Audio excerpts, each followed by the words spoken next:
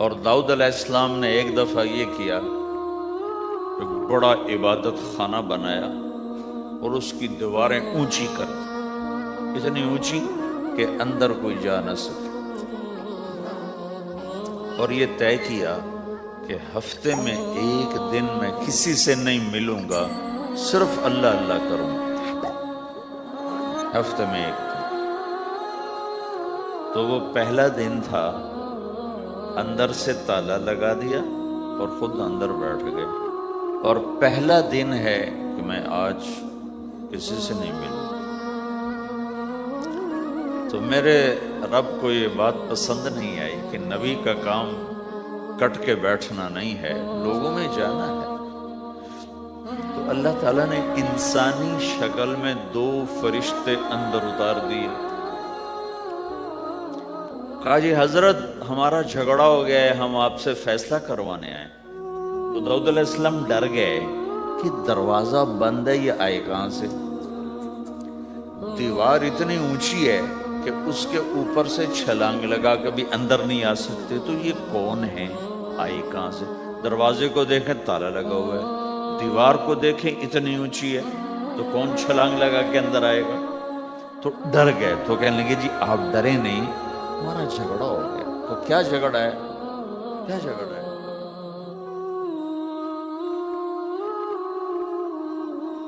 اسلام کے لیے ایمان چاہیے، ایمان کے بغیر اسلام پہ چلا نہیں جاتا، جانتا ہوگا چل نہیں سکے گا۔ ایمان وہ طاقت ہے، وہ سرمایہ ہے، وہ کیپٹل ہے جس سے کوئی مرد عورت وہ دین پہ چل سکتا۔ یہ زیادہ ہوگا تو زیادہ چلے گا، تھوڑا ہوگا تو تھوڑا چلے گا، نہیں ہوگا تو 0 ہوگا، 0 ہوگا۔ تبلیغ کا جو یہ کام اللہ تعالیٰ نے ہمیں دیا ہے، یہ ایمان کو سیکھنے کی اور اس کو آگے پہنچانے اور پھیلانے کی محنت ہے۔ ایمان سیکھنے کے لیے فَمَنْ شَاءَ اتَّخَذَ إِلَىٰ رَبِّهِ سَبِيلًا، کوئی ایک طریقہ نہیں ہے، کئی طریقے۔ اللہ نے سبیل کے اوپر الف لام نہیں لگایا، الف لام ہٹا کر یہ بتایا ہے کہ اللہ تک پہنچنے کے راستے کئی ہیں، محنت کے راستہ تو ایک ہے اسلام، اس پر آنے کی جو محنت ہے اس کے راستے مختلف ہیں۔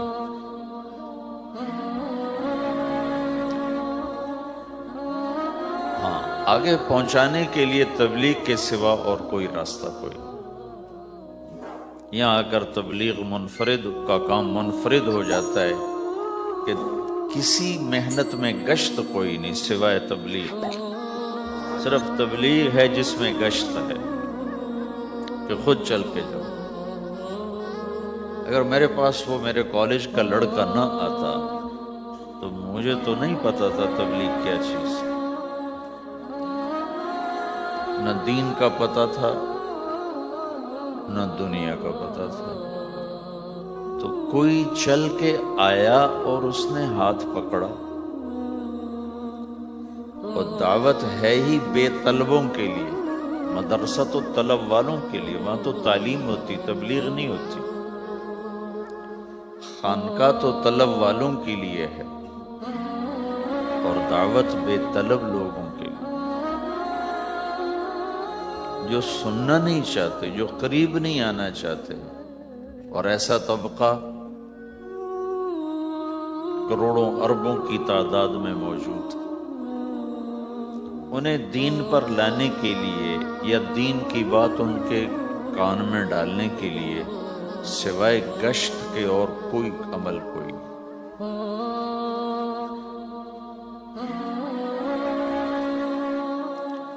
میں پشاور گیا تو جماعت میں انہوں نے کہا جی یہاں ایک وکیل صاحب ہیں، تبلیغ والوں کو بہت گالیاں دیتے ہیں، شکل دیکھتے ہی گالیاں دینا شروع کرتے ہیں آپ کے علاقے کے، آپ کے علاقے۔ میں نے کہا اچھا ملاؤ۔ پشاور میں رہتا تھا، وکالت کرتا تھا، میرے علاقے کا میاں چنو ایک چھوٹا سا ٹاؤن ہے وہاں کا تھا، میں اس کے قریب تلمبا ایک چھوٹا سا ٹاؤن ہے میں وہاں۔ تو جب ہم ان کے دروازے پر گئے اور نوک کیا تو دروازہ کھلتے ہی انہوں نے وہی کام شروع کر دیا، دیکھتے ہی۔ وہ کہا میں نے تمہیں کتنی دفعہ کہا ہے، وہ جو مقامی، کہ تبلیغ والوں کو میرے دروازے پر مت لایا کرو۔ تو اب بتاؤ، میں اگر یہ تبلیغ کے رگڑے نہ لگے ہوتے تو میں تو 2 تھپڑ اس کے منہ پہ مارتا، یا مفتی صاحب کی طرف فتویٰ سناتا، تو اسلام سے خارج ہو گیا ہے، توبہ کر۔ میں نے اس سے کہا بھائی میں تو تبلیغی بن کے آپ کے پاس نہیں آیا، میں تو اس لیے آیا ہوں کہ مجھے پتہ چلا کہ آپ میاں چنو کے ہیں اور میں تو لمبے کا ہوں، تو میں تو اس لیے آپ کو ملنے آیا ہوں۔ تو ایسے ہوا، اچھا اب تو لمبے کے ہو؟ میں نے کہا تو لمبے کا کہو، اچھا بڑی مہربانی، فرمائیے۔ میں نے کہا فرمائیے ایسے تو نہیں ہوگا، گھر بٹھاؤ پھر فرمائیے ہوگا۔ تو اس نے دروازہ کھولا، ہمیں بٹھایا، میں نے کوئی تبلیغ کی بات نہیں کی، چائے وائے پلائی۔ تو میرے والد صاحب اپنے علاقے کے مشہور آدمی تھے، تو جب میں نے اپنا تعارف کرایا تو وہ اور خوش ہو گئے، کہا تو آپ کے باپ کا الیکشن تو میں نے لڑا ہے، ان کے لیے ووٹ مانگنا۔ تو ایسا خوش ہو گیا، کھل گیا، چائے پلائی، بات چیت ہوتی رہی۔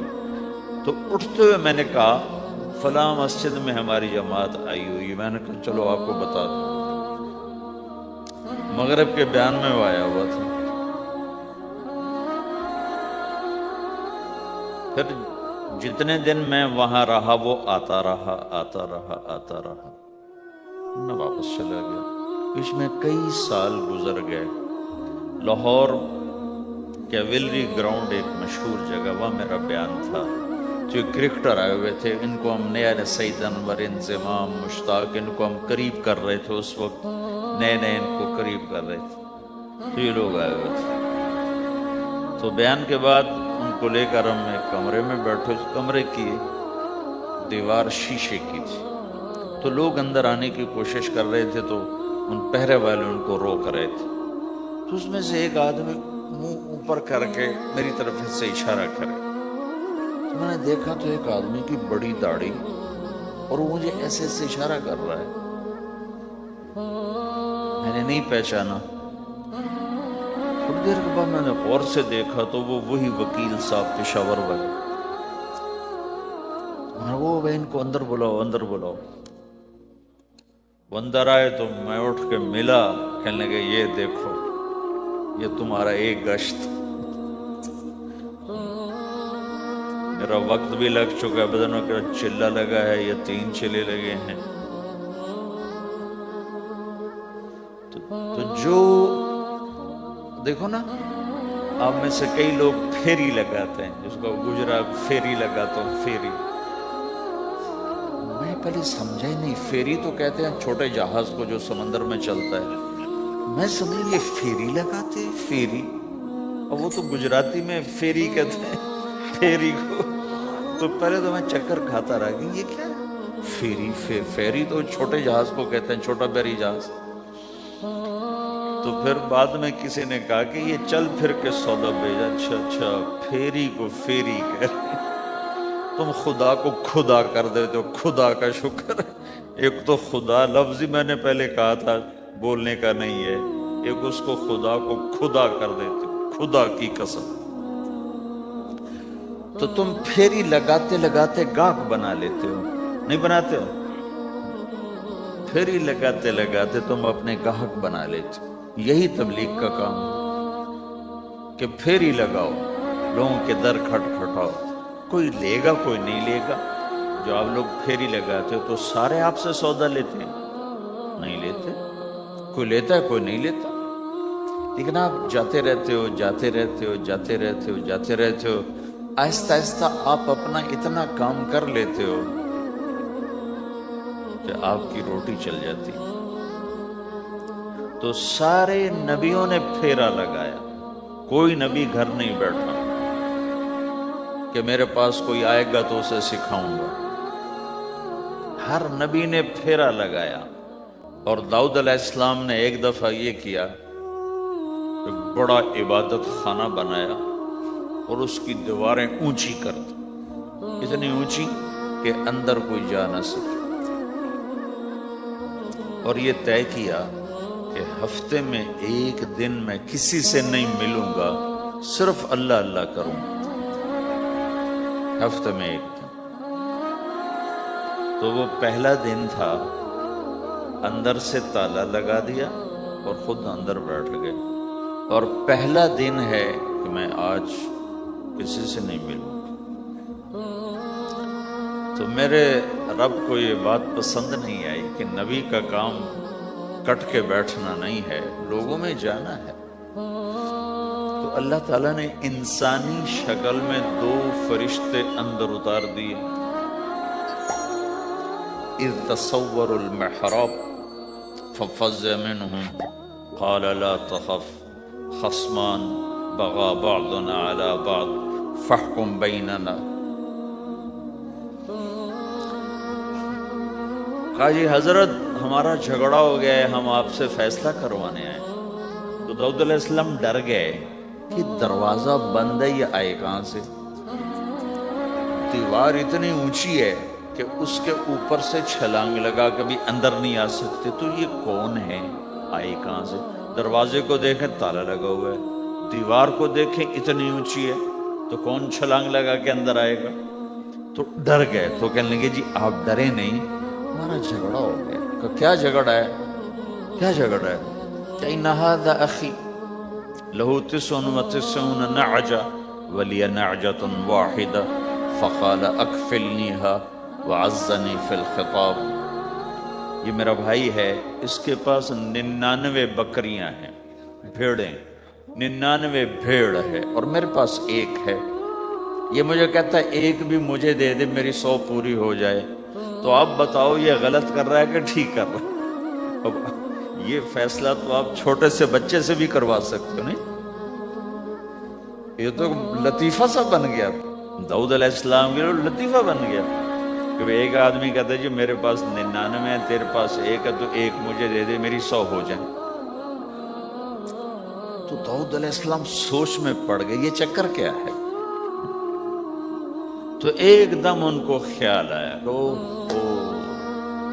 ایسو میرے رب نے مجھے پیغام بھیجا ہے کہ داؤد تجھے بندوں کو دعوت دینے کے لیے بھیجا ہے، مصلی پر بیٹھنے کے لیے نہیں بھیجا. ہاں مصلی پر بیٹھنا ہے، اس کے لیے رات ہے.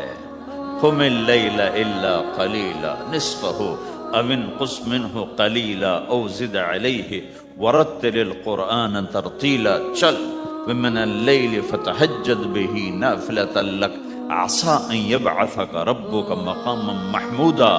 رات ہے، آ جاؤ. ان ناشئۃ اللیل ہی اشد وطئا واقوم قیلا. آجا آجا، رات بڑی مزے کی چیز ہے. تو اور میں تنہا. فاذا فرغت فانصب والى ربک فرغب. آ جاؤ. تتجافى جنوبهم عن المضاجع يدعون ربهم خوفا وطمعا ومما رزقناهم ينفقون. رات تیری میری، دن میرے بندوں کے لیے. نہیں بیٹھ سکتا، تسبیح پکڑ کے نہیں بیٹھ سکتے ہو. تو اس پر داؤد علیہ السلام سجدے میں گرے. آیت سجدہ ہے اس لیے میں نہیں پڑھتا ہوں. سجدے میں گرے اور کہا یا اللہ معافی کر، یا اللہ معاف کر دے، یا اللہ معاف کر دے. میں نے دروازے بند کر لیے، حالانکہ یہ میرے منصب کے خلاف تھا. اس پر اللہ سے معافی مانگی. تو چل کے جانا نبیوں کی صفت ہے، یہی ہماری صفت ہے. اس امت کو یہ کام دیا گیا کہ یہ اوروں کے پاس جا کے اپنا سودا پیش کرے، اپنوں کو بھی سنبھالے اور غیروں تک بھی پہنچے. نہیں سنتے پھر جاؤ، نہیں سنتے پھر جاؤ. کیونکہ دلوں کا پھیرنا اللہ کے ہاتھ میں ہے، تیرے ذمے آواز لگانا ہے. اللہ تعالیٰ نے تقسیم کر دی. قم اللیل الا قلیلا، رات اللہ کے پاس آ جاؤ. دن میں کیا کر، ان لک فی النہار سبحا طویلا، تیرا دن میں کام بہت زیادہ ہے، سبحا طویلا، دعوت کے کام کو تیرنے سے تشبیہ دی، سبح تیرنے کو کہتے۔ اللہ کے نبی کا ایک گھوڑا تھا جس کا نام تھا سبحہ، میں نے بتایا تھا پہلے دن، وہ اتنا تیز چلتا تھا جیسے تیر رہی ہو، اس لیے اللہ کے نبی نے خود اس کا نام سبحہ رکھا تھا، تیرنے والا۔ تو تبلیغ کے کام کو تیرنے سے تشبیہ دی کہ آپ نے لمبا تیرنا ہے، اور مکے میں تو پانی کوئی نہیں، تو کہاں تیرنا ہے جی؟ سارے مکے میں پانی کا قطرہ کوئی نہیں، زمزم کے کنویں کے سوا، تو تیرنا کہاں ہے؟ یہ اس دعوت کے کام کی بڑی خوبصورت تصویر ہے، سبحا طویلا۔ حالانکہ اللہ فرماتا ہے ان لک فی النہار شغلا طویلا، عملا عظیما، جہدا طویلا، لیکن سبحا طویلا۔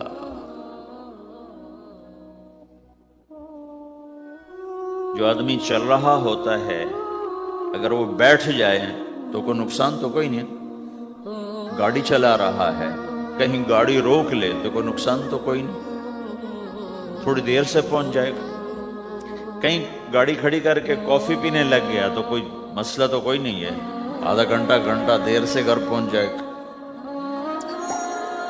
تیرنے والا پانی میں اتر گیا، اب یہ رک سکتا ہے؟ کیوں بھائی؟ اگر یہ کافی پینے کا ارادہ کرے تو کہاں جائے گا؟ تو مچھلی کے پیٹ میں جائے گا۔ پانی میں اترنے کے بعد اختیار ختم ہے، اب تیرنا ہے۔ کہاں تک؟ دوسرا کنارہ جب تک ہاتھ میں نہیں آتا تیرنا ہے، سبحا طویلا، جب تک آخرت کا کنارہ ہاتھ میں نہیں آتا۔ اے میرے نبی، تجھے دعوت کا کام کرتے ہی رہنا ہے، کرتے ہی رہنا ہے، کرتے ہی رہنا ہے، تیری چھٹی کوئی نہیں۔ سبحن میں یہ اشارہ تھا کہ چھٹی کوئی نہیں، یہ موت تک کا کام ہے۔ وَاعْبُدْ رَبَّكَ حَتَّى يَأْتِيَكَ الْيَقِينُ۔ آئے ہائے، جب یہ آیت اتری، یا ایہا المدثر قم فانذر وربک فکبر، اے میرے محبوب اٹھ جا، اٹھ جا، میرا پیغام سنا، تو لیٹا ہوا ہے۔ تو اس پر آپ نے کہا، خدیجہ انقطع ایام النوم والراحہ، میرے آرام کے دن چلے گئے، میرے سونے کے دن چلے گئے، میرے رب نے مجھے کہا ہے اٹھ جا اور میرا پیغام سنا۔ تو اس وقت تو کوئی جاننے والا نہیں تھا، تو پہلے آپ چپ کے بات فرما رہے تھے، پھر اللہ نے کہا کھل کے کہہ، تو پھر آپ نے کہا میں خدیجہ میں کس کو کہوں، میری کون سنے گا، من ادعو من یستجیب۔ تو حضرت خدیجہ نے عرض کی، یا رسول اللہ آپ دعوت دینے میں پہل کریں، میں لبیک کہنے میں پہل کرتی ہوں۔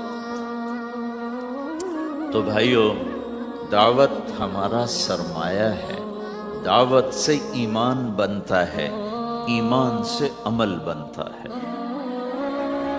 تو اگر آپ اس دعوت میں حرکت کرتے رہو گے، ان لک فی النہار سبحا طویلا، کل میں نے اس پر تھوڑی تفصیل سے بات کر دی تھی، آج میں اس سے اگلی بات کرنا چاہتا ہوں، لیکن اس کو بار بار سننا اس لیے ضروری ہے کہ آدمی بڑی جلدی بھول جاتا ہے، اور نفع سامنے نہ ہو تو اس کے لیے قدم اٹھانا، مال لگانا مشکل ہو جاتا ہے۔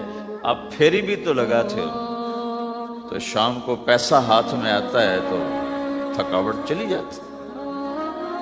میں نے ایک شخص سے کہا تھوڑا تبلیغ میں وقت دے دو بھائی، کہا جی مجھے گولیاں لگی تھیں تو اس کے بعد میرے بدن میں درد ہوتا ہے، تو میں ٹائم نہیں دے سکتا۔ لیکن میں اسے دیکھتا تھا، وہ صبح سے شام تک اپنے دکان پہ کھڑا ہوتا تھا، کھڑا ہو کے کام کرتا۔ تو ایک دن میں نے اس سے پوچھا، یہ تو دکان پہ کھڑا ہوتا ہے، اس کا درد تمہیں نہیں ہوتا؟ تبلیغ میں تو اتنی مشقت نہیں ہے۔ وہ کہنے لگا جی روز درد بہت ہوتا ہے، لیکن میں جب شام کو پیسے گنتا ہوں تو سارا درد چلا جاتا ہے، سارا درد چلا جاتا ہے۔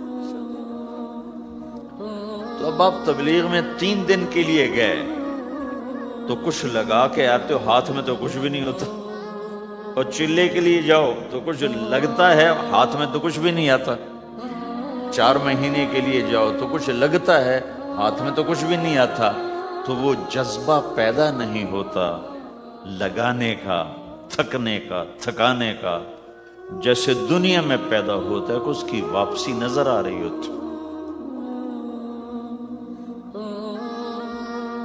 تو اس لیے بار بار ضرورت ہے اس کو سننے اور سنانے کی کہ اللہ نے اس امت کو یہ منصب دیا ہے، کنتم خیر امت اخرجت للناس، تم سب سے بہترین امت ہو، تمہیں نکالا گیا ہے۔ کیا کرتے ہو؟ تأمرون بالمعروف وتنہون عن المنکر وتؤمنون باللہ، بھلائی کی بات کرتے ہو، برائی سے روکتے ہو، صلہ مجھ سے لیتے ہو، تؤمنون باللہ، صلہ مجھ سے لیتے ہو، اللہ پہ ایمان لاتے ہو۔ کل بھی میں نے کہا تھا کہ ہر مسلمان کے ذمہ دعوت ہے، عمل کرے یا نہ کرے۔ آج پھر اس کو دہرا رہا ہوں کہ عمل کرے یا نہ کرے، اوروں کو دعوت دینا ہر مسلمان کے ذمہ ہے۔ اللہ تعالیٰ نے بنو اسرائیل کے بارے میں کہا، میری تم پہ لعنت ہے، لعن الذین کفروا من بنی اسرائیل علی لسان داود و عیسیٰ ابن مریم، اے داود، اے عیسیٰ، ان پر لعنت بھیجو۔ کتنا سخت اللہ کا فرمان ہے۔ اچھا کیوں؟ کس لیے؟ اللہ نے دو جرم بتائے، ذَلِكَ بِمَا عَصَوْا وَكَانُوا يَعْتَدُونَ، یہ بہت نافرمان ہو چکے ہیں، بہت نافرمان ہو چکے ہیں۔ ایک، اس کی وجہ سے ان پر اللہ کی لعنت۔ دوسرا کیا ہے؟ كَانُوا لَا يَتَنَاهَوْنَ عَن مُنْكَرٍ فَعَلُوهُ، جو گناہ خود کر رہے ہوتے ہیں اس سے اوروں کو نہیں روکتے۔ کانو لا یتناہون، نہیں روکتے تھے، عن منکرن، اس گناہ سے، فعلوہ، جسے وہ خود کر رہے ہوتے تھے۔ تو اس سے پتہ چلا کہ اگر کوئی نافرمانی بھی کر رہا ہے تو کسی کو اگر دیکھتا ہے نافرمانی کرتے تو اسے سمجھانا اس کے ذمہ ہے۔ یعنی اللہ تعالیٰ نے اللہ یوں کہہ رہا ہے کہ کم وقت خود تو برائی کر رہا تھا تو کسی کو روکتا تو صحیح۔ دونوں ہی کام نہیں کیے، نہ خود چھوڑا نہ کسی اور کو روکا۔ تو بھائیو، حرکت کرتے رہنا، اس حرکت میں بڑی طاقت ہے۔ ساری کائنات حرکت میں، اگر رک جائے تو تباہی۔ زمین حرکت کر رہی ہے، سورج حرکت کر رہا ہے، چاند، ستارے، ہر شے حرکت میں۔ تمہاری زمین 66,000 کلومیٹر فی گھنٹہ کی رفتار سے روزانہ بھاگی جا رہی۔ پتہ چلا کہ پاناما بمے دونوں سمندروں کے 66,000 کلومیٹر فی گھنٹہ کی رفتار سے دوڑا جا رہا ہے۔ تمہارا سورج 6 لاکھ میل، 9 لاکھ کلومیٹر فی گھنٹہ کی رفتار سے دوڑتا جا رہا ہے۔ حرکت کے ساتھ زندگی ہے، حرکت ختم ہوگی زندگی ختم ہو جائے گی۔ اب لوگوں نے حرکت کی، اپنے ملکوں کو چھوڑ کر آئے، اللہ نے آپ کو روزگار دے دیا، باعزت روزگار دے دیا۔ تو بھائیو، اللہ کے دین کے لیے حرکت کرتے رہنا، عمل بھی آ جائے گا انشاءاللہ، ایک دن دیکھو گے زندگی بدلے گی۔ ہمارے بزرگ تھے، ساتھی فوت ہو گئے، تو ان کا بیٹا PI میں کیپٹن تھا، جہاز اڑاتا تھا۔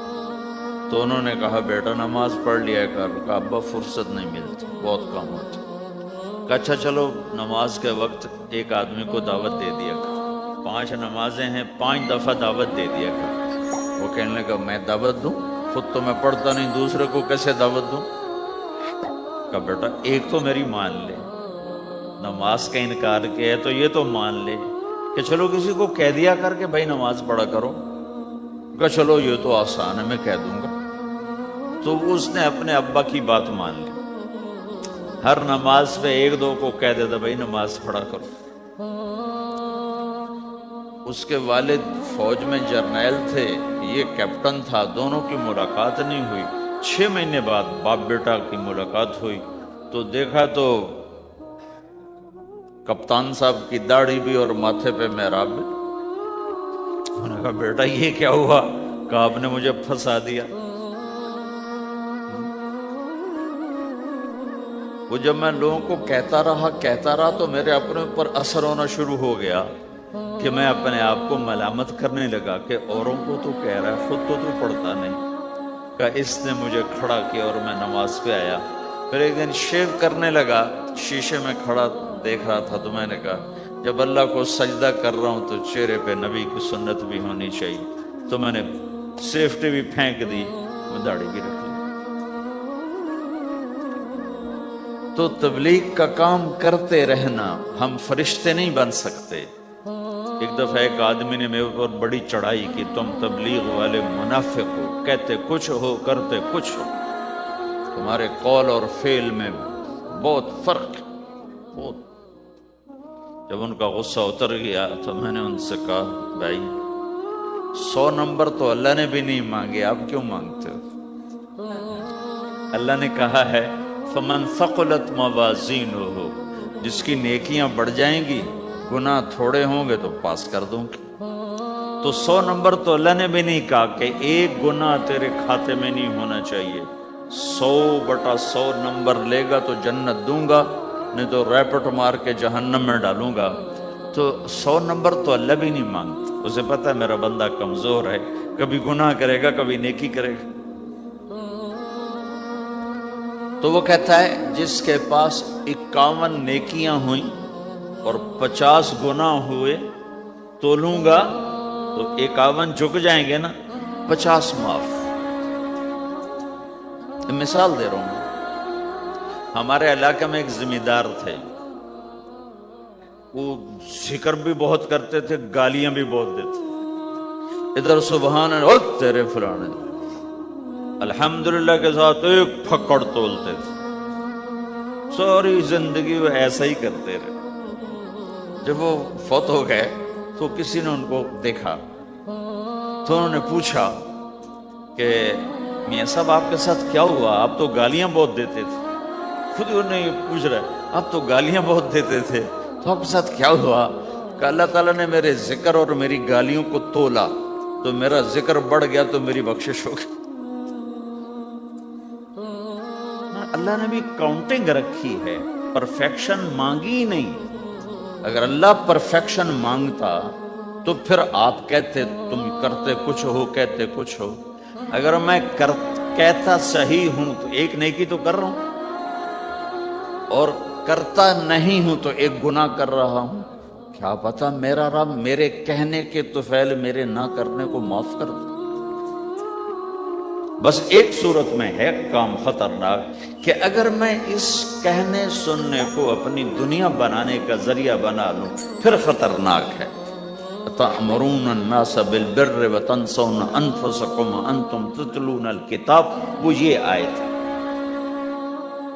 لیکن اگر میرے اندر اخلاص ہے تو پھر میں انسان ہوں، کبھی اچھا کروں گا کبھی برا کروں گا، لیکن میرے ذمہ صدا لگانا ہے۔ تو بھائیو اس تبلیغ کے کام کو کرتے رہنا، کرتے رہنا، اس سے ایمان بنتا ہے، ایمان سے دین وجود میں آتا ہے۔ دین کے 2 حصے ہیں، ایک عبادات ہے جس میں نماز سب سے اہم ہے، پھیری پہ ہو گھر پہ ہو نماز نہ چھوڑو۔ رمضان کے روزے ہیں، اللہ پھر رزق زیادہ دے دے، حج کرو، زکوٰۃ دو، لیکن عبادات بڑی محدود ہیں اور اس میں کثرت اللہ نے مطالبہ بھی نہیں کیا، بلکہ اللہ تعالیٰ نے اس میں اعتدال ہی کو پسند فرمایا ہے۔ اللہ تعالیٰ نے ہمارے نبی لمبی لمبی نمازیں پڑھتے تھے تو اللہ تعالیٰ نے روک دیا کہ ما انزلنا علیک القرآن لتشقی، میرے نبی میں نے تمہیں قرآن اس لیے نہیں دیا کہ تو لمبی لمبی نمازیں پڑھ کے تھکتا رہے، درمیان نہ چل، درمیان نہ چل۔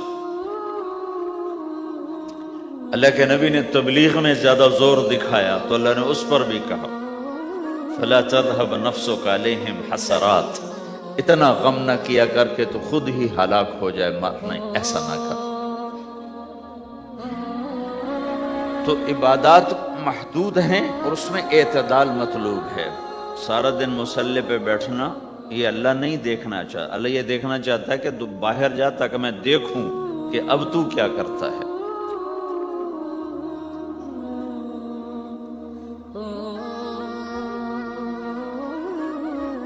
دوسرا حصہ اس کا اخلاقیات ہے، آپس کی معاشرت ہے۔ دین جو اثر انداز ہوتا ہے وہ معاشرت سے اثر انداز ہوتا ہے، عبادت سے نہیں، عبادات سے نہیں۔ عبادت تو مسجد کے اندر ہے یا مصلی پر گھر کے اندر ہے، روزہ اندر کی چیز ہے، حج بیت اللہ میں ہے، زکوٰۃ مسلمان کو دی جاتی ہے۔ تو دنیا میں دین پھیلنے کے لیے اور اپنوں کو دین کے قریب کرنے کے لیے جو سب سے بڑا عمل ہے وہ بھائیو اچھے اخلاق ہے۔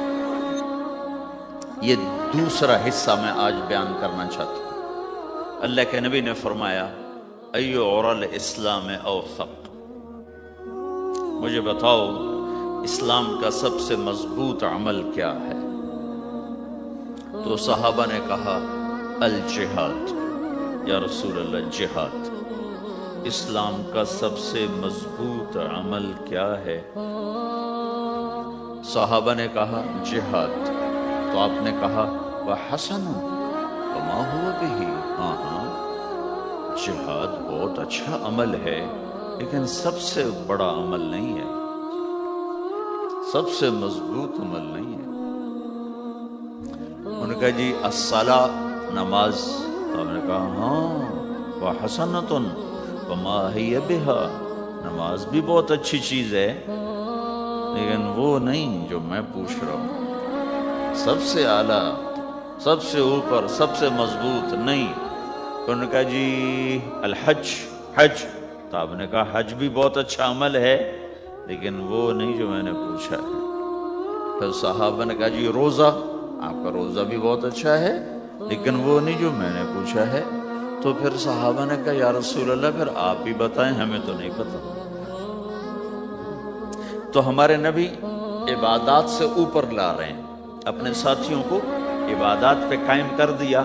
ہر آدمی نمازی بن چکا ہے، ہر آدمی روزے دار بن چکا ہے، ہر آدمی مالدار زکوٰۃ دینے والا بن چکا ہے، اور ہر آدمی حج کا جذبہ پیدا کر چکا ہے۔ اب آپ ان کو اخلاق پہ لانا چاہتے ہیں، چونکہ اسلام کی تکمیل اخلاق سے ہے۔ اسلام کو تشبیہ دی گئی ہے گھر کے ساتھ، بنی الاسلام علی خمس، تو بنیا کا لفظ عمارت پر بولا جاتا ہے۔ تو اسلام کی بنیاد میں ہے کلمہ، نماز، روزہ، حج، زکوٰۃ۔ اگر اس مسجد کی بنیادیں بھر دی جائیں تو اس کو مسجد تو نہیں کہیں گے نا، ہاں جی بنیادیں ڈال دی ہیں، چھت ڈالنی ہے، جب چھت پڑے گی تو پھر یہ مسجد کہلائے گی۔ تو اسلام کی بنیاد قائم ہو چکی تھی، اب آپ چھت ڈالنا چاہتے تھے۔ چھت کیا ہے؟ وہ اچھے اخلاق ہیں، تو اب آپ ان کو اوپر لا رہے ہیں، اوپر لا رہے ہیں۔ تو آپ نے جب پوچھا تو انہوں نے وہی کہا جو انہوں نے ابھی سیکھا تھا، نماز، روزہ، جہاد، حج، لیکن آپ نے سب کی نفی کر دی، نہیں یہ بھی نہیں، یہ بھی نہیں، یہ بھی نہیں، یہ بھی نہیں۔ کہا اچھا یا رسول اللہ آپ بتائیں۔ تو آپ نے فرمایا ان اوثق عرى الاسلام الحب للہ والبغض للہ، اسلام کا سب سے مضبوط عمل وہ آپس میں اللہ کے لیے محبت کرنا ہے۔ اسلام کا سب سے مضبوط عمل وہ آپس میں اللہ کے لیے محبت کرنا ہے۔ اسلام کا سب سے مضبوط عمل وہ محبت ہے، اللہ کے لیے بغض ہے، اللہ کے لیے محبت ہے، یہ اسلام کا سب سے مضبوط عمل ہے۔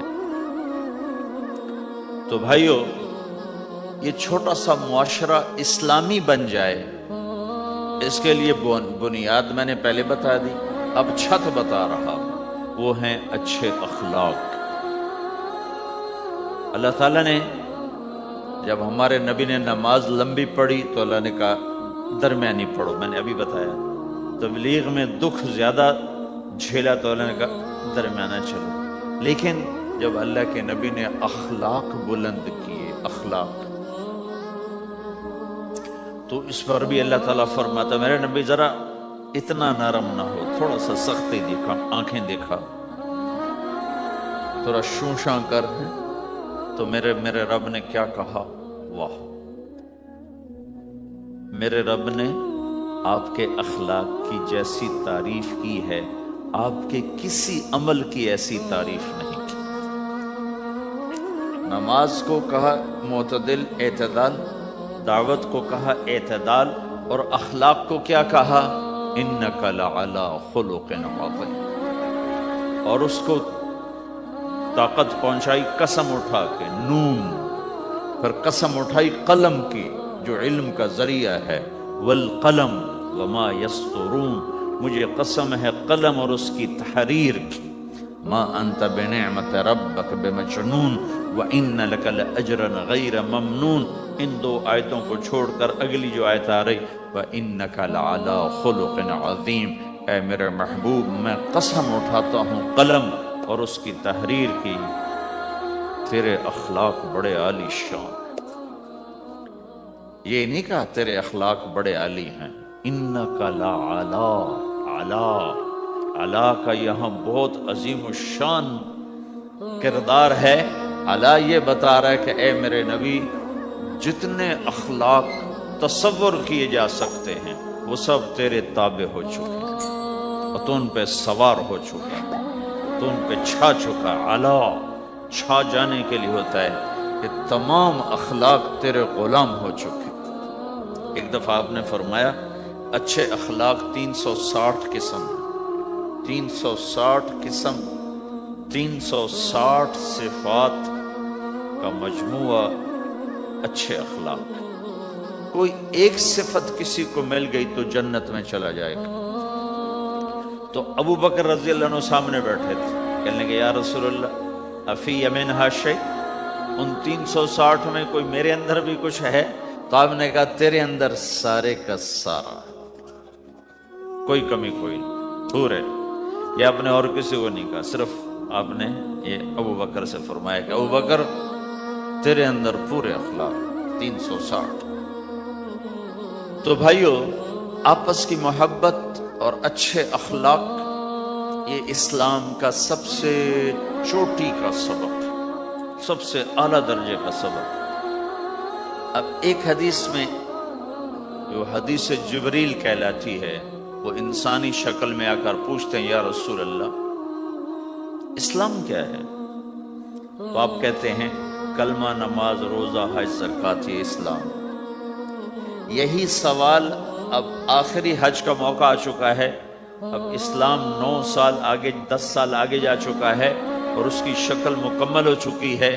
تو عمرو بن عبسہ رضی اللہ تعالیٰ عنہ یہ آخری حج کے موقع پر آپ سے ملتے ہیں اور آ کر یہ آپ سے پوچھتے ہیں یا رسول اللہ مل اسلام؟ سوال ایک ہے، مل اسلام؟ شروع میں مدینے کے داخلے کے شروع میں جبریل انسانی شکل میں آتے ہیں اور کہتے ہیں مل اسلام، اسلام کیا ہے؟ تو آپ کہتے ہیں کلمہ، نماز، روزہ، حج، زکوٰۃ۔ اب یہی سوال 10 سال کے بعد یا 9 سال کے بعد عمرو بن عبسہ کہتے ہیں یا رسول اللہ مل اسلام؟ اسلام کیا ہے؟ تو اب جواب سنو، آپ نے فرمایا اطعام الطعام وطیب الکلام، میٹھا بولنا اور کھانا کھلانا۔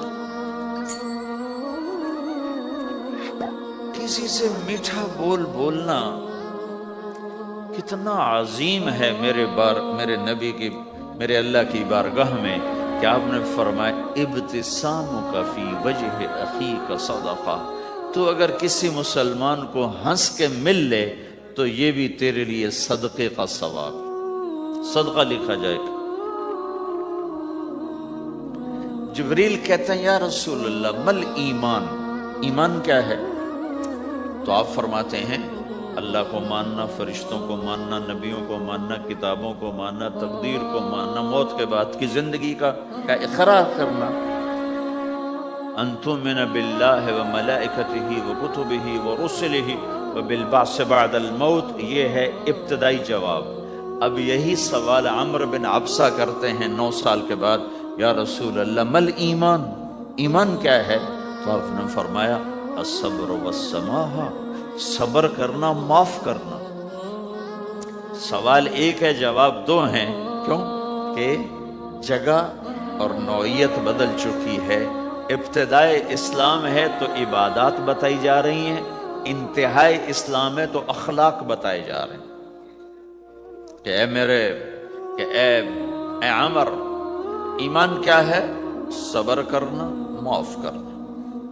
صبر کرنا، معاف کرنا. تو بھائیو، جو ہمارا معاشرہ بنے گا اسلامی، گھر میں باہر، وہ بنے گا اچھے اخلاق سے، عبادت سے نہیں، علم سے نہیں، تبلیغ سے نہیں. وہ بنے گا اچھے اخلاق سے، میٹھے بول بولنے سے، درگزر کرنے سے، معاف کرنے سے، سہ جانے سے، اور بازار میں سچائی. بازار میں میٹھا بول نہیں، وہ تو ہر تاجر مسکرا کے ملتا ہے. ہاں، وہ تو کاروبار ہے مسکرانا.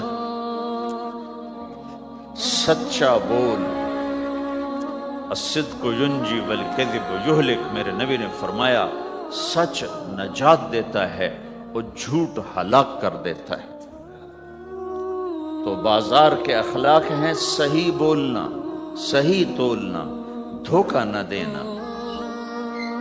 میرے نبی سے پوچھا گیا یا رسول اللہ مسلمان بزدل ہو سکتا ہے، ڈرپوک؟ آپ نے کہا ہو سکتا ہے. کہ یا رسول اللہ مسلمان بخیل ہو سکتا ہے؟ بخیل، کنجوس؟ آپ نے کہا ہو سکتا ہے. کہ یا رسول اللہ مسلمان جھوٹ بول سکتا ہے؟ جھوٹ نہیں بول سکتا. آپ نے فرمایا میں اپنے امت میں ہر عیب کی توقع رکھتا ہوں کہ میرا امتی ہر گناہ کر سکتا ہے لیکن 2 کام نہیں کر سکے گا اگر وہ میرا امتی ہے. ایک جھوٹ کبھی نہیں بولے گا، ایک دھوکہ کبھی نہیں دے گا. یہ دونوں کام ہمارے پورے عروج پر ہیں. تو مسلمان دھوکہ نہیں دیتا کسی کو، مسلمان جھوٹ نہیں بولتا. تو اللہ کے نبی نے یہ نہیں فرمایا جو نماز نہیں پڑھتا وہ میرے سے، وہ مجھ سے نہیں ہے، میری امت میں سے نہیں. جو روزہ نہیں رکھتا میری امت میں سے نہیں، زکوٰۃ نہیں دیتا میری امت میں سے. یہ نہیں کہا. آپ نے کہا من غش فلیس منا، جس نے کسی کو دھوکہ دیا وہ میری امت میں سے نہیں، میری امت سے خارج. تو آپ کی تجارت پاناما میں ایسی تجارت ہو کہ وہ اسلام کا بولتا ثبوت بن جائے. آپ کی جاب ہے تو ایسی ہو کہ اسلام کی پورا انڈونیشیا جو مسلمان ہوا ہے، مسلمان تاجروں کی تجارت سے مسلمان. ملائیشیا، انڈونیشیا، فلپائن، ان علاقوں میں جتنا اسلام پھیلا ہے یہ تاجروں کی محنت سے پھیلا. کہاں کے تاجر؟ یمن کے عرب تاجر. ان کے عالی اخلاق، ان کا سچا بول، ان کا صحیح ترازو، اس نے لوگوں کے قلوب کو پھیر دیا کہ یہ پیسے کے غلام نہیں ہیں.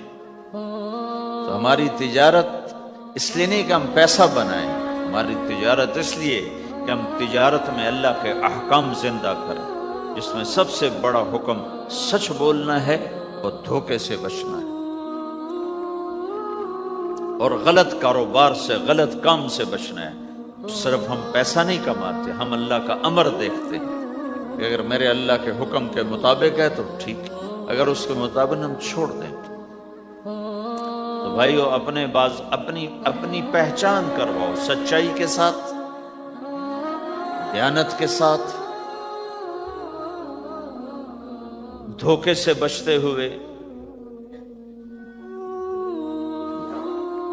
ایک تاجر مجھے بڑے فخر سے بتا رہا، فیصل آباد کی بات، کہا جی میں صبح صبح قرآن پڑھ رہا تھا دکان پہ بیٹھا کپڑے کا تاجر، تو ایک گاہک آ گیا، کہا جی آپ قرآن پڑھ رہے ہو، بھلے آدمی لگتے ہو، تو میں نے بیٹی کے جہیز کے لیے کپڑا خریدنا ہے، تو میں نے کہا آپ سے خرید لیتا ہوں۔ تو وہ پھر ہنس کے کہنا جی میں نے جی 16 روپے میٹر والا کپڑا 48 روپے میٹر میں بیچ دیا۔ میں نے کہا واہ بھائی واہ، قرآن کی قیمت بڑی تھوڑی لگائی تو۔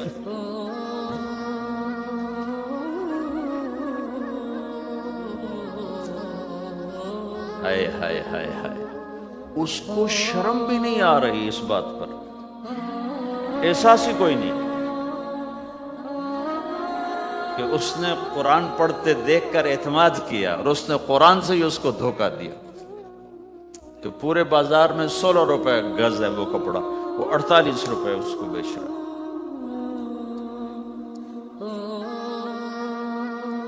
اگر اپنے نبی کی بات سنو، آپ نے کہا سچا تاجر قیامت کے دن نبیوں کے ساتھ کھڑا کیا جائے۔ کیوں؟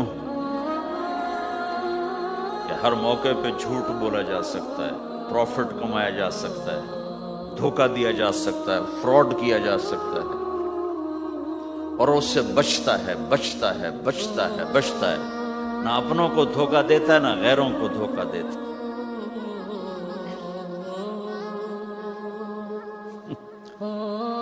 جب انگریز کا دور تھا تو وہ ایک دلی میں ایک جیب کترا تھا، جیب کاٹنے والا، تو وہ یہ سکھایا کرتا تھا لڑکوں کو، پھر ان کو بھیجتا تھا، تو اس کا ایک چیلا شام کو صرف 2 روپے لے کر آیا، 2 روپے لے کر، تو اس نے کہا بے وقوف آج سارے دن کی کمائی 2 روپے؟ کہا استاد آج بہت بڑا مال مارا تھا، لیکن میں نے دیکھا تو وہ ایک گورا تھا، انگریز تھا، تو مجھے خیال آیا اگر قیامت کا دن عیسیٰ علیہ السلام نے میرے نبی کو گلہ دے دیا کہ تیرے امتی نے میرے امتی کی جیب کاٹی تھی، تو میں اپنے نبی کو کیا جواب دوں؟ تو میں نے جا کر اس کو واپس کر دیا، ابھی اپنے کے کھسکا کے لایا ہوں 2 روپے۔ تو پچھلے زمانے کے تو چور بھی ایسے خوددار ہوتے تھے، اب تو نمازی ایسے غیرت کہاں پھینک کے آ گئے ہیں، ماتھے پہ محراب ہوتا ہے اور دھوکے میں سب سے اول ہوتا ہے۔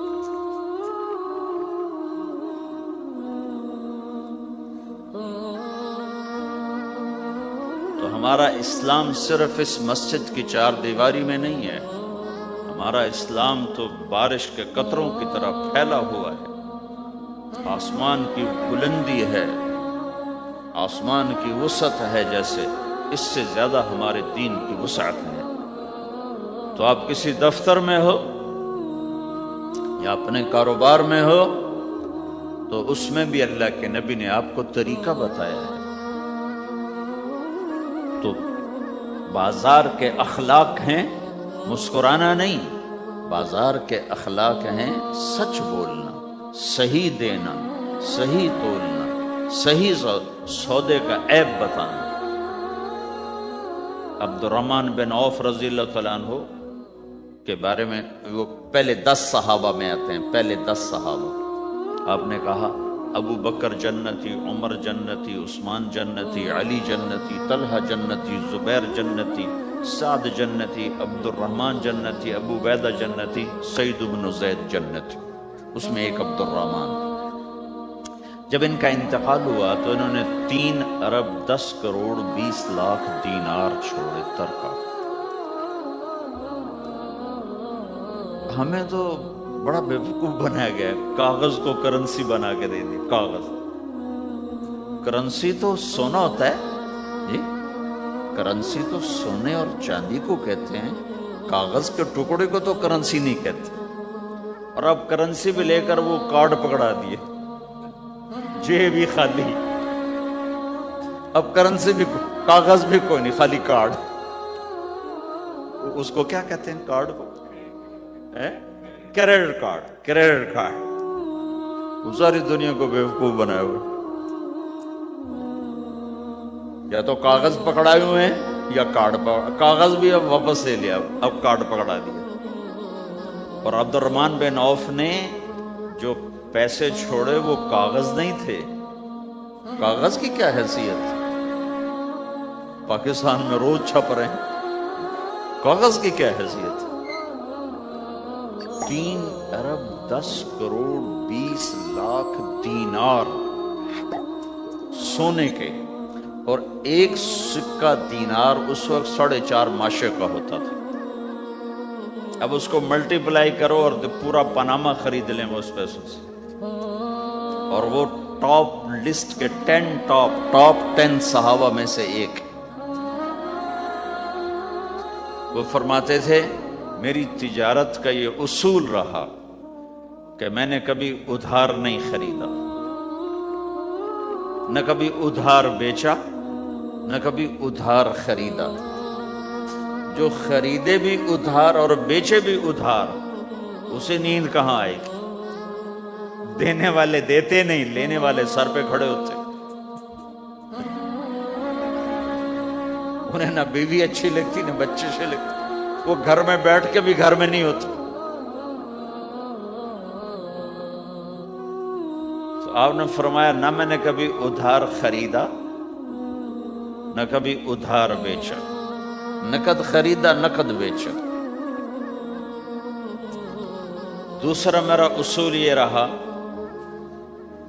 کہ میں نے کبھی سٹاک نہیں کیا، جب مجھے پروفٹ ملا میں نے فوراً بیچ دیا، انتظار نہیں کیا 1 ہفتے بعد بیچوں گا ریٹ بڑھ جائے گا۔ جس دن مجھے پروفٹ ملا 1 پیسہ بھی ملا تو میں نے فوراً بیچ دیا۔ تیسرا اصول یہ تھا کہ میرے سودے میں کوئی کمی یا عیب ہوتا تو میں اسے چھپاتا نہیں تھا، ظاہر کرتا تھا، اس میں یہ کمی ہے بھئی، لینا تو لے لو، نہیں لینا تو چھوڑ دو۔ ہماری تو تجارت بھی جنت کا راستہ ہے۔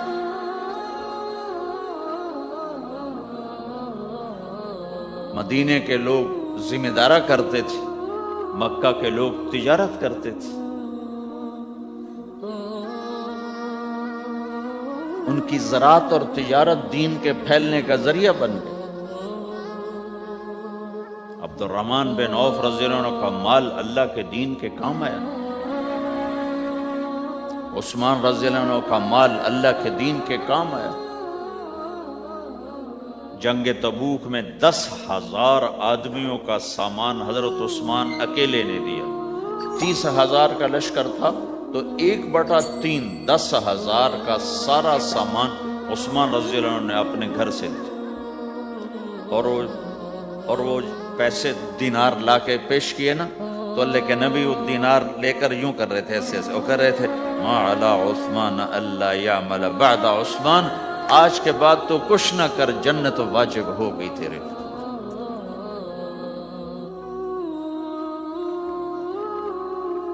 تو بھائیو، ہمارا دین صرف ہمیں عبادت نہیں بتاتا، بازار کی زندگی بتاتا ہے کہ مسلمان بازار میں کیسے ہوتا ہے۔ کسی کے ہاں ملازم ہے تو اس کی نوکری کیسی ہوتی ہے، اس کی دیانت کیسی ہوتی ہے، اس کا بول کیسا ہوتا ہے۔ وہ پیسے پہ قربان نہیں ہوتا، وہ پیسے کو ایمان پہ قربان کرتا ہے۔ تو آپ کی تجارت بھی دین کے پھیلنے کا ذریعہ بنے گی۔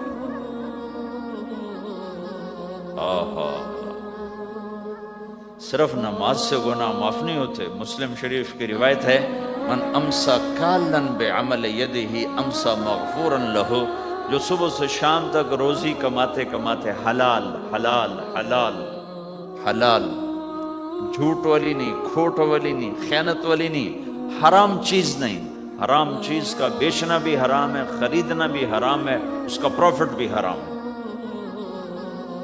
جس گھر میں حرام پیسہ جائے گا وہاں سکھ کبھی نہیں آئے گا، چیزیں آ جائیں گی، چین نکل جائے گا۔ 1960 کی دہائی میں ایک پاکستان کا افسر تھا، اس نے 1960 میں لوگوں کے پاس 100 روپے مشکل سے ہوتے تھے، اس نے اس زمانے میں کروڑوں روپے جمع کیے رشوت سے، بہت بڑی پوسٹ پر تھا۔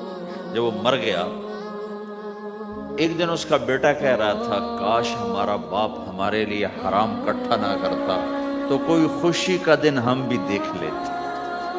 جن کے لیے جمع کیا تھا کہ میرے بچے اب مزے سے، میں نے خود اپنے کانوں سے اس کو یہ کہتے ہوئے سنا کئی دفعہ، میں آج مر جاؤں میری بچی کو کسی کی پرواہ نہیں کہ میں نے اتنا پیسہ بنا دیا ہے۔ تو اسی کا بچہ یہ کہہ رہا تھا کاش ہمارا باپ ہمارے لیے حرام کٹھا نہ کرتا تو ہم بھی کوئی خوشی کا دن دیکھ لیتے۔ تو اللہ کے نبی نے فرمایا من امسا کالن بعمل یدہ امسا مغفور لہ، جو صبح سے شام تک حلال کمانے میں تھکتا ہے اور تھک کے واپس آتا ہے تو اس کے اس دن کے سارے گناہ اللہ معاف فرما دیتا۔ تو ہمارا بازار بھی دین ہے بھائی، پھر ہمارا گھر بھی دین ہے، گھر کی زندگی دین ہے۔ میرے نبی نے گھر کی زندگی سمجھائی۔ آپ اپنے گھر میں جھاڑو دے رہے ہیں، قاب قوسین کا ٹائٹل لے کر، مقام محمود کا ٹائٹل لے کر، ختم نبوت کا تاج سر پہ سجا کر، نبیوں کی سرداری کا صحرا باندھ کر آپ گھر میں جھاڑو دے رہے ہیں، اپنے کپڑے خود دھو رہے ہیں۔ سب سے بہترین صدقہ وہ ہے جو تم اپنے بچوں پر خرچ کرو۔ کہ دنیا دکھوں کا گھر ہے تو میں قربان جاؤں اپنے نبی پر۔ آگے آنے والے سارے زمانوں کو دیکھ کر بیان فرما گئے، بتا گئے۔ آپ نے فرمایا مجھے بتاؤ جہاد میں خرچ کرنے سے بھی بہتر خرچ کون سا ہے؟ جہاد میں خرچ کرنا تو سب سے بہتر شمار ہوتا ہے۔ آپ نے کہا مجھے بتاؤ جہاد میں خرچ کرنے سے بھی بہتر کون سا خرچ ہے؟ تو صحابہ نے کہا جی ہم تو نہیں جانتے، ہم تو اسی کو سب سے بہتر جانتے ہیں۔ ہم نے کہا نہیں، اولاد کا ماں باپ پہ خرچ کرنا جہاد میں خرچ کرنے سے بھی بہتر ہے۔